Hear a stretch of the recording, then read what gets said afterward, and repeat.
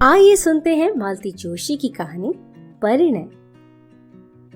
लौटते हुए मेरी आंखों में सीमा का कमनीय सौंदर्य तैरता रहा। घर से चलते हुए निश्चय करके चली थी कि अगर लड़की जीतू के योग्य न हुई तो साफ मना कर दूंगी। भारी भरकम दहेज के लालच में लड़के की जिंदगी बर्बाद न होने दूंगी। पता नहीं क्यों मन में एक बात बैठ गई थी कि इतने बड़े लोग रिश्ता लेकर आए हैं तो लड़की जरूर ऐसी वैसी होगी। पर सीमा को देखा तो देखती रह गई। खिलता चंपाई रंग, तीखे नैन नक्श, घनी केश राशि, सुडौल देह यष्टि, मीन मेघ निकालने की जरा भी तो गुंजाइश नहीं थी। लगता था जैसे मेरी कल्पना में रची बसी पुत्र वधू ही साक्षात उतर आई है। आनंद की तरंगों पर झूलते हुए मैंने कनखियों से अपने लाडली की ओर देखा। वो दत्तचित्त होकर गाड़ी चला रहा था। उसका मन कहीं रहा हो, पर नजरें इस समय सड़क पर केंद्रित थीं। और ठीक भी तो है, एमजी रोड पर शाम के समय गाड़ी चलाना किसी नट के खेल से कम थोड़े ही है। घर पहुंचते ही मैं उसे कुर्रीदना चाहती थी, पर उसने मौका ही नहीं दिया। हमें उतार कर सीधा डिस्पेंसरी चला गया। झुंझलाई सी मैं कुछ देर गुमसुम बैठी रही। फिर मैंने उसके पापा को ही पकड़ा। कहिए, लड़की पसंद आई? मुझसे क्या पूछती हो, अपने लाडले से पूछो। आप अपनी तो कहिए। भाई, लड़की तो A1 है, उसके बारे में तो दो राय हो ही नहीं सकती। बाकी अब उन्हें रिश्ता जच जाए तब। अरे वाह, रिश्ता ना जचा होता तो क्या वे 10 बार हमारे दरवाजे पर आते? कोई हम तो लड़की मांगने नहीं गए, मैंने तैश में कहा। सो तो ठीक है भाई। और वो चुप हो गए। समझ गई कि रामदास जी के वैभव की चकाचौंध से वे अब तक उबर नहीं पाए हैं। झूठ क्यों बोलूं? विस्मित तो मैं भी हुई थी। जो सोचा था उससे कुछ ज्यादा ही पाया था, और जो था उसका प्रदर्शन करने की भी उन्होंने भरपूर कोशिश की थी। विशाल कोठी, बाहर पंक्तिबद्ध खड़ी 3-3 गाड़ियां, जिनके सामने हमारी मॉरिस एकदम छकड़ा लग रही थी। कीमती सूटों में सजे हुए उनके तीनों लड़के, गहनों कपड़ों से लदी तीनों बहुएं, दामी कालीन, महंगा फर्नीचर, वर्दीधारी नौकर, शाही नाश्ता, हर चीज में प्रदर्शन था। हर बात में प्रभावित करने की कोशिश थी। चलने से पहले वो हमें अपना खूबसूरत लॉन और कलात्मक बगीचा दिखाते हुए काफी दूर तक ले गए, और फिर सहज भाव से एक खाली प्लॉट की ओर इशारा करते हुए उन्होंने बताया कि ये उन्होंने लड़की के लिए रख छोड़ा है। लड़कों को उन्होंने शहर के संभ्रांत इलाकों में एक एक बंगला बनवा दिया है, क्योंकि वे जानते हैं कि देर सवेर सबको अलग होना ही है, लेकिन लड़की को वे अपनी आंखों के सामने ही रखना चाहते हैं, इसलिए प्लॉट यहीं ले लिया है। उन्होंने बहुत ही सहज भाव से ये सब बताया था, पर उनका उद्देश्य छिपा न रहा। उनकी संपन्नता पर, ऐश्वर्य पर विस्मय विमुग्ध होते हुए भी मेरे भीतर बैठी अभिमानिनी माँ मुझे बार बार जतला रही थी। देख, तेरे बेटे के लिए कितने बड़े घर का रिश्ता आया है। और तब बेटे की योग्यता के सम्मुख सारा वैभव हे लगने लगा था। एक बात सोच लो, जीतू के पापा कह रहे थे, ये शादी हो गई तो जीतू अपने पास नहीं रह पाएगा, वहीं बंगला बनाकर रहना पड़ेगा। कोई जरूरी है? मैंने तुनक कर कहा। क्या उसके घर द्वार नहीं है जो ससुराल में बसने जाएगा? और मेरे ही क्या 10-5 लड़के हैं जो उसे भेज दूंगी? फिर वो प्लॉट पड़ा रहेगा, मैंने लापरवाही से कहा। न होगा तो एक नर्सिंग होम डाल लेंगे। नर्सिंग होम्स कम है इंदौर में। बच्चों के लिए तो कोई नहीं है। अपन तो बच्चों का ही बना लेंगे, जिसमें उसने स्पेशलाइज किया है। और बातों ही बातों में मैंने एक 3 मंजिले नर्सिंग होम की रूपरेखा बना डाली। नीचे आउटडोर और ऑपरेशन थिएटर, बीच वाली मंजिल पर जनरल वार्ड्स, और सबसे ऊपर स्पेशल कमरे, सामने खुली सी बालकनी। पूरा नक्शा मैंने मन में तैयार कर लिया। इंजीनियर होती तो कागज पर उतार कर ही दम लेती। स्थापित नर्सिंग होम के लिए कोई अच्छा सा नाम सोच ही रही थी कि गाड़ी का परिचित हॉर्न सुनाई दिया। अपने लाडले से पूछ तो लो पहले, ये बोले। सपने बाद में बुनती रहना। अपने बचपने पर झेपती सी मैं खाना उठाने उठ गई। खाने के समय मैं बराबर उसके चेहरे को देखकर टोल लेती रही, पर उसने जरा भी हवा न लगने दी। आखिरकार मुझसे न रहा गया। इनके उठते ही मैंने पूछ लिया, क्या रे, लड़की कैसी लगी? बिना देखे मैं कैसे बता सकता हूँ? क्या मतलब? फिर सारी शाम तो करता क्या रहा? उनकी मेहमान नवाजी का लुत्फ उठाता रहा, उनकी लंबी चौड़ी बातों से बोर होता रहा। मम्मा, सारी चमक दमक देखकर यही लगता रहा कि बेकार एमडी किया मैंने। बस पापा एक एजेंसी ले लेते तो। बकवास बंद कर, पहले लड़की के बारे में बता। मम्मा, कहा तो मैंने कि उसे ठीक से देखा ही नहीं। अव्वल तो वो इतनी देर बाद कमरे में नामोदार हुई और फिर 90 डिग्री का कोण बनाकर बैठ गई। न तो एक बार भी उसने ऊपर देखा, न मुंह से एक शब्द निकाला। मैंने ख्याल में वो या तो भैंगी है या गूंगी है। चुप भी कर, जब देखो उल्टी सीधी बातें करेगा। लड़कियां क्या ऊंट की तरह मुंह उठाए सामने आती हैं? तो फिर देखने के लिए बुलाने का तात्पर्य क्या है? उसने जिद की। ये हिंदुस्तान है बेटे, इन्होंने एकाएक भीतर आते हुए कहा। शायद इतनी देर तक कान लगाए हमारी नोक झोंक सुन रहे थे। बोले, ये हिंदुस्तान है बेटे, भले घरों की लड़कियां यहाँ ऐसा ही व्यवहार करती हैं। मैं भी हिंदुस्तानी हूँ पापा। 2 साल अमेरिका में रहने से कोई अमेरिकन नहीं हो जाता। पर बात तो ऐसी कर रहा है जैसे वहीं पर पैदा हुआ हो। इनका स्वर कुछ सख्त हो आया था। जीतू ने प्रत्युत्तर नहीं दिया, चुपचाप हाथ धोने चला गया और हाथ धोकर सीधा अपने कमरे में। शायद इस विषय पर वो अधिक बहस बढ़ाने का इच्छुक नहीं था। देखने दिखाने की प्रथा से वो हमेशा से ही चिढ़ा हुआ था। जया की शादी के समय भी उसने 2-4 बार हमारा विरोध किया था, पर वधु पक्ष की दुहाई देकर हमने उसका मुंह बंद कर दिया। पर अपने लिए तो इस तरह के नाटक करने से उसने साफ मना कर दिया था। कहता, मामा, जिस दिन कोई लड़की मुझे भा जाएगी मैं तुम्हारे सामने लाकर खड़ी कर दूंगा, तुम चिंता मत करो। पर उसकी ये बात ही तो हम लोगों के लिए सबसे बड़ी चिंता का कारण थी। आजकल की लड़कियों का ठिकाना थोड़े ही है। हर क्षेत्र में तो उनकी घुसपैठ है। पता नहीं कौन कब टकरा जाए। डॉक्टर के लिए तो ये खतरा कुछ ज्यादा ही है, जिसमें जीतू जैसा सुदर्शन व्यक्तित्व तो हर कहीं प्रशंसक बटोर ही लेता है। इसलिए हम लोग बहुत व्यग्र थे। जीतू के डॉक्टर होते ही रिश्ते आने शुरू हो गए थे, पर अमेरिका से लौटने के बाद तो जैसे बाढ़ सी आ गई थी। क्योंकि जीतू डॉक्टर था, इकलौता था, फॉरेन रिटर्न था। गली में सही पर अपना 2 मंजिला मकान था, पुरानी सही पर एक घर में गाड़ी थी। पिता की अच्छी खासी प्रैक्टिस थी। बिरादरी में ऐसे सर्वगुण संपन्न लड़के ही कितने थे। खाता पीता घर और डॉक्टरी पास वर्ग। लोगों के मुंह में पानी ना आता तो आश्चर्य था। तभी तो रामदास जी जैसे प्रमुख व्यवसायी ने हमारे दरवाजे पर दस्तक दी थी।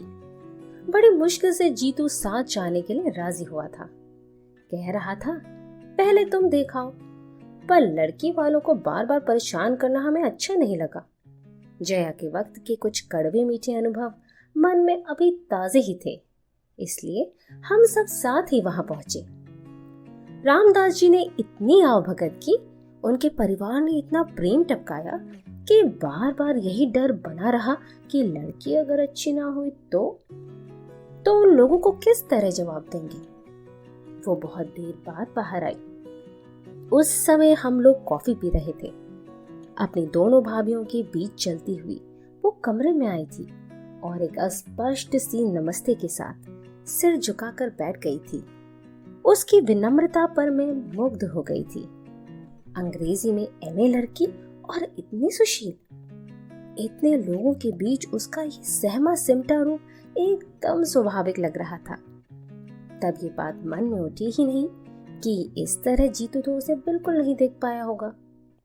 वो भी तो बड़ी शालीन सी मुद्रा में बैठा हुआ था। सोच समझकर आखिर एक उपाय मैंने ढूंढ ही लिया।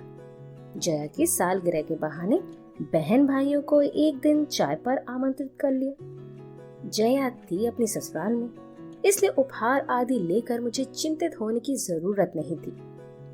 2 दिन तक मैं घर की सफाई में जुटी रही। फर्श धो पोंछ कर चमकाया गया, नई चादर बिछाई गई, सोफे के कुशन्स बदले गए, पर्दे धुलवाए गए और तो और ड्राइंग रूम के दरवाजे तक नए सिरे से पेंट कर डाले। नया सा एक कालीन लेकर वहां डाल दिया। फिर भी जैसे मन की तृप्ति नहीं हो रही थी। हर कोण से मैं वहां की सजावट को देखती और हर बार कुछ न कुछ सुधार कर देती। ये लोग बीच में टोक ना देते तो शायद मेरा ये क्रम मेहमानों के आने तक चलता रहता। दोनों बाप बेटे हाथ बांधकर बैठे हुए थे और मेरी परेशानी का मजा ले रहे थे। जब 2-3 बार वॉल पीसेस और कैलेंडर्स बदल चुकी तो उन्होंने कहा, मेरा ख्याल है एक बार डिस्टेम्पर हो जाता तो ठीक रहता। 5 बजने में अभी तो बहुत टाइम है। क्यों? इतना गुस्सा आया मुझे। एक तो खुद करेंगे नहीं और मेरा फूला हुआ चेहरा देखकर ही जीतू मेरे मूड को भाप गया तो बोला, मम्मा क्यों बेकार ही परेशान हो रही हो? लाख कोशिश करें हम, ये घर कोठ ही तो बनने से रहा। उसे मत रोक जीतू, अपनी होने वाली बहू को इम्प्रेस करने की योजना है उसकी। And you know, first impression is the last impression.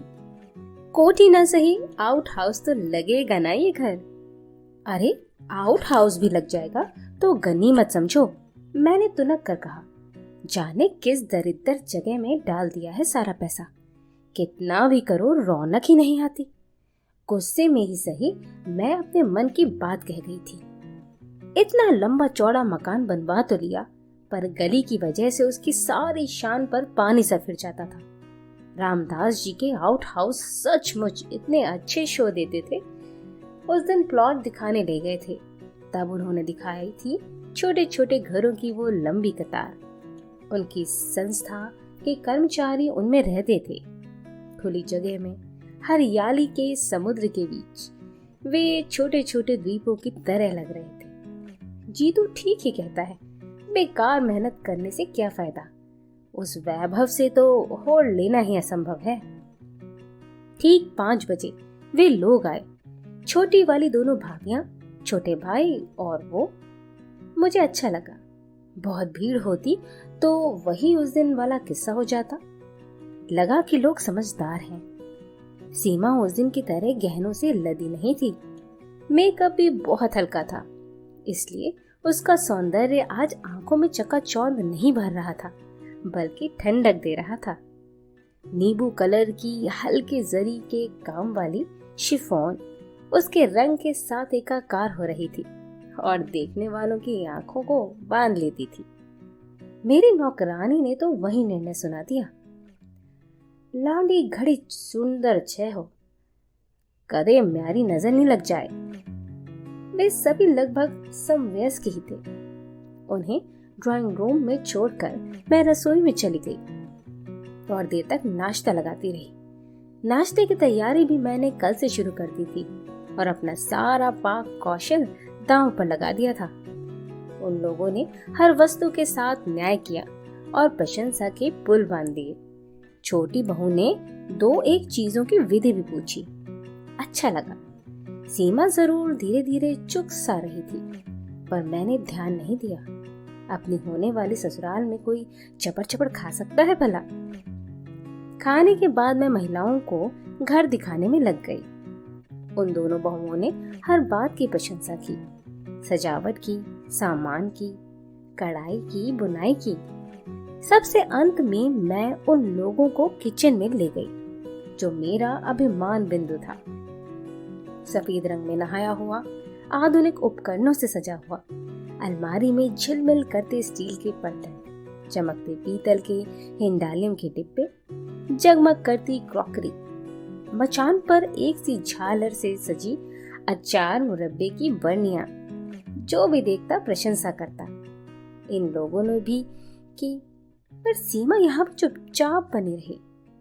इस बार मैं उतनी तटस्थ नहीं रह सकी। मन में कुछ चुभा जरूर, मुंह खोलकर तारीफ न करती, पर प्रशंसा की एक नजर तो डाल देती। आखिर कल को ये गृहस्थी उसकी भी हो सकती है। उनके जाते ही मैंने पूछा, क्या रे, आज तो ठीक से देख लिया ना? हाँ। अच्छी है? हाँ, बशर्ते बोलना जानती हो। क्या मतलब? मतलब ये है मामा कि वो जरूर हकलाती होगी, नहीं तो 2 घंटे में क्या एक बार भी मुंह नहीं खोलती। आश्चर्य में भरकर मैं उसे देखती ही रह गई। देखो, 2 बार तो तुम लोग लड़की देख चुके हो, और तो और उसे घर भी बुला चुके हो। अब अगर मना कर दें तो हमारी क्या शराफत होगी? बिरादरी में कहीं मुंह दिखाने लायक भी नहीं रह जाएंगे हम। इन्होंने सख्ती से कहा। और अगर वहीं से इनकार आ जाए तब? उस ओर से निश्चिंत रहो। उनके मन में जरा भी शंका होती तो वो लड़की को यहाँ नहीं भेजते। मैं तो सोचता हूँ कि वे तो अपनी ओर से सब तय मान कर ही चल रहे हैं। कैसे? याद नहीं, उस दिन हम लोग जब प्लॉट वगैरह देखने गए थे, तब रामदास जी के पुराने पार्टनर की लड़की मिल गई थी। तब उन्होंने जीतू का परिचय देते हुए कहा था, ये तुम्हारे जीजा जी हैं। अरे हाँ, और मुझे एकदम सारी बातें याद आ गईं। उस दिन रामदास जी हमें अपना बगीचा दिखाते हुए दूर तक उस प्लॉट के पास ले गए थे, जो उन्होंने अपनी बिटिया के लिए रख छोड़ा था। हम लोग मुआयना कर रहे थे कि पीछे आउट हाउस की तरफ से एक लड़की साइकिल पर आती दिखाई दी। पास आते ही साइकिल से उतरकर उसने पहले रामदास जी को और फिर हम सबको सलज्ज भाव से प्रणाम किया। लड़की बहुत सुंदर नहीं थी, वेशभूषा भी साधारण ही थी, पर कोठी के चमक दमक भरे वातावरण के बाद उसका रूप ऐसा लगा जैसे बरसात के बाद धूप निकल आई हो। स्कूल जा रही हो बेटे? जी। माँ ठीक है? जी, रात कुछ बुखार हो आया था, अब तो ठीक है। बस अब तो उन्हें ठीक होना ही है। ये तुम्हारे जीजा जी अमेरिका से डॉक्टरी पढ़कर आए हैं। सो किसके लिए? रामदास जी ने कहा। फिर जीतू की ओर देखकर बोले, बेटा जितेंद्र, ये एक ही साली है तुम्हारी, लेकिन 10 के बराबर है, बच कर रहना। उसने कनखियों से जीतू को देखा और शर्मा कर मुस्कुरा दी। फिर धीरे से रामदास जी से बोली, ताऊ जी, मैं चलूं अब? हाँ बेटे, 10:30 हो रहे हैं, चलो अब, नहीं तो लेट हो जाओगी। उन्होंने प्यार से पीठ थपथपाकर उसे विदा किया। जाने से पहले उसने एक बार फिर हम सबको नमस्कार किया और साइकिल हाथ में लेकर चल पड़ी। कुछ दूर जाने के बाद ही उस पर सवार हुई। उसकी विनम्रता पर मुग्ध हो गई मैं। पूछ ही लिया, कौन है ये? बड़ी प्यारी लड़की है, मेरे दोस्त की बेटी है। हम दोनों एक ही दफ्तर में काम करते थे। लड़की की बंदी बंधाई आमदनी से तंग आकर दोनों ने साथ ही साथ ये बिजनेस शुरू किया था। तब कल्पना भी न थी कि ये इतना अच्छा चल निकलेगा। दुख यही होता है कि जब अच्छे दिन आने को हुए वो चल बसा। अरे क्या डेथ हो गई? हाँ, एक स्कूटर एक्सीडेंट में वो और अनु से बड़ा लड़का दोनों जाते रहे। तब से माँ बेटी यही हैं। धंधे में जो शेयर था उसके एवज में भाभी ने ये मकान मांग लिया। उसी में रहती हैं, एक प्राइवेट स्कूल में पढ़ाती हैं। पिछले 2 सालों से बीमार चल रही हैं, इसलिए उन लोगों ने अब अनु को लगा लिया है। रिश्तेदार तो होंगे या कोई नहीं है? मैंने सहानुभूति से पूछा। हैं, क्यों नहीं? पर बहन जी, रिश्ते सब पैसे से बंधे रहते हैं। शंभुनाथ की मृत्यु के बाद उसके पिताजी आकर बहू को पोती को लिवा लेकर गए थे, पर इंश्योरेंस के पैसों को लेकर मन मुटाव हो गया। उनकी इच्छा थी कि वो पैसा शंभू की बहन की शादी में लगा दिया जाए। आखिर भाई होता तो कुछ न कुछ देता ही, पर अनु की माँ राजी नहीं हुई। बोली, निपट कंगाल होकर मैं किसके सहारे दिन काटूंगी? 8-10 हजार की मामूली रकम थी, पर एक बेसहारा औरत के लिए तो वही संबल थी, सहारा थी। घर वालों से पैसों का तकाजा भी तो नहीं किया जा सकता था। कल को अनु की शादी में सब लोग अंगूठा दिखा देते तो? बस तब से यहीं आ गई है, तो लौट कर नहीं गई। उन लोगों ने भी कोई सुध नहीं ली। स्वाभिमानिनी ऐसी है कि उसके बाद से पीहर में भी पैर नहीं दिया। यहाँ भी हम लोगों के रहते हुए नौकरी करें, अच्छा नहीं लगता, पर माँ बेटी दोनों बहुत आन वाली हैं। इसके बाद विषय बदल गया था। रामदास जी अपने व्यवसाय के फैलाव का वर्णन करने लगे थे। इसी कारण वे अपने कुशाग्र बुद्धि बच्चों को सरकारी नौकरी में नहीं भेज सके थे। वैसे तीनों बिजनेस मैनेजमेंट का डिप्लोमा लिए हुए थे। एक तो विदेश भी हो आया था। उस आकर्षक बातचीत के बीच अनु दब गई थी। आज इन्होंने एक याद दिला दिया तो मुझे अपने पर रोष हो आया। मुझे पहले ये ख्याल क्यों नहीं आया। जीतू, हम लोग गलती कर गए, मैंने एकाएक कहा तो वो आंखों में प्रश्न भरकर मुझे देखने लगा। उस दिन हम लोग इतनी भीड़ भाड़ इकट्ठी न करके केवल अनु को बुला लेते तो ठीक था। कौन अनु?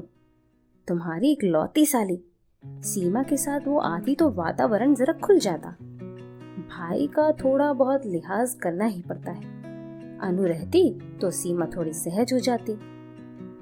मामा, क्या दुनिया में और लड़कियां नहीं हैं? आखिर आप उसी के लिए इतनी व्यग्र क्यों हैं? मना नहीं कर पाएंगे जीतू। पापा को ये रिश्ता बहुत भाग गया है। पापा को भाग गया है वो प्लॉट और दहेज की संभावित राशि। और लड़की, वो भी तो बुरी नहीं है। अच्छा सच बता, क्या तुझे पसंद नहीं है? उसने उत्तर नहीं दिया, केवल मेरी ओर देखा। उसकी आंखों में सीमा का नाम साफ पढ़ा जा सकता था। उस दिन मैं और जीतू पिक्चर देखकर लौट रहे थे। वैसे मैटिनी में अक्सर चली जाती हूँ, पर बहुत दिनों बाद गाइड देखने का सुयोग बना था। उसका लोभ मैं संवरण न कर सकी। पिक्चर समाप्त हुई और जैसा कि तय था, हॉल से बाहर निकलते ही मेरे सिर में दर्द होने लगा। जीतू, गाड़ी रोक दो। रास्ते में एक मेडिकल स्टोर नजर आते ही मैंने कहा। क्यों? दवा लेनी है। घर में दो डॉक्टर हैं, पर तुम्हें केमिस्ट के यहाँ गए बिना चैन नहीं आता। उसने गाड़ी रोकते हुए कहा। घर में डॉक्टर हैं, इसलिए तो मुसीबत है। कोई अपने मन की दवा ले ही नहीं सकता। इससे रिएक्शन होता है, इससे हार्ट पर प्रेशर बढ़ता है और भी न जाने क्या क्या। आप सुन रहे थे मालती जोशी की कहानी परिणय का भाग 1। जल्द ही हाजिर होंगे परिणय भाग 2 के साथ। तब तक के लिए मेरे चैनल को लाइक, शेयर और सब्सक्राइब करना ना भूलें। धन्यवाद।